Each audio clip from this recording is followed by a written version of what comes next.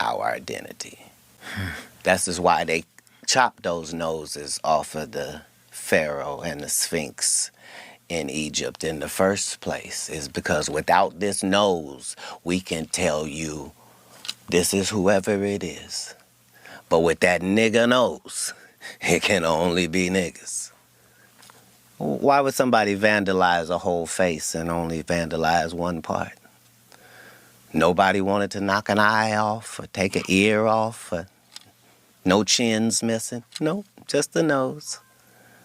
Because it's a brand. It's a brand. All right, go ahead. You have an uncanny way of thinking outside of the box, and you are very good at breaking things down like you just did.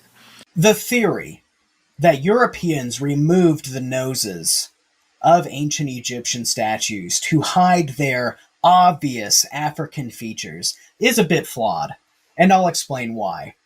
Though European colonialism did many terrible things, stole many things from foreign lands not their own, I can honestly say, with the backing of academia, that defacing ancient Egyptian noses as a form to whitewash North Africa and ancient Egypt isn't actually one of those atrocities. The main contributing factor to B, in light of academic work on the subject, is ancient Egyptian iconoclasm itself and their religious beliefs, along with political rivalry, a violent historiography.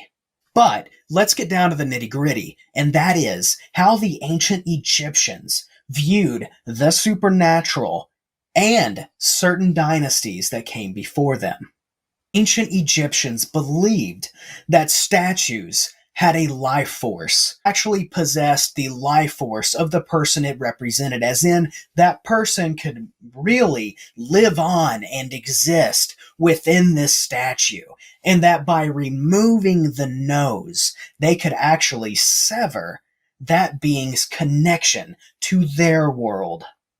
Though the ancient Egyptians knew that the statue couldn't get up and walk, and that it wasn't literally breathing in air, they still viewed that nose as the source of life for the statue itself, because that is how they, as people, inhale air.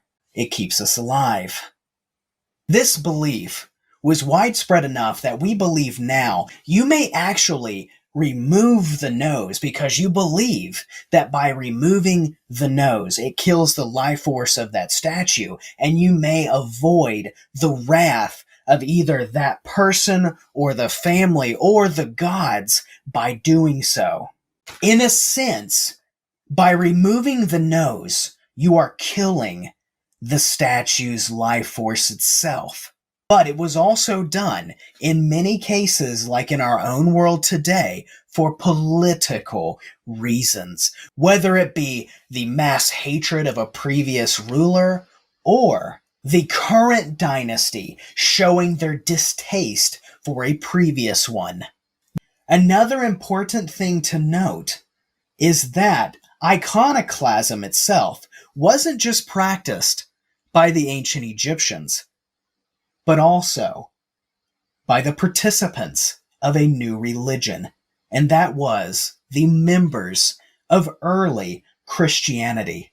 Ancient Christians themselves have a history of destroying quite a few things throughout antiquity relating to pagan culture, from temples to the statues of gods and goddesses, and of course, pagan rulers, and burning a variety of documents relating to those pagan entities and traditions. In light of these new researches, and that is racial stereotypes, many people who spread the theory or conspiracy theory that Europeans defaced these monuments on purpose to hide African features are actually playing into racial stereotypes. Look at your world today. It's not as simple as black and white. And it's why I believe that it's important to debunk certain myths. Because though well intentioned, and in many cases it's natural to believe that that could have happened, in this situation, it's not one of them. Kick aside racial stereotypes, especially involving facial features.